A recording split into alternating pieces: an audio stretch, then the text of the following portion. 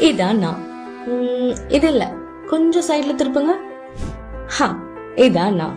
அவங்க பெத்தெடுக்கலனாலும் அவங்க பிள்ளையாவே வளர்த்தவங்க எங்க அம்மா. இந்த ஆத்து கடந்து மலையேறி ஸ்கூலுக்கு போகணும்லாம் சொல்லுவாங்களே, அது மாதிரி எல்லாம் சொல்லணும்னு எனக்கும் ஆசைதான். ஆனா எங்க அம்மா விட மாட்டேன்னு சொல்லிட்டாங்க.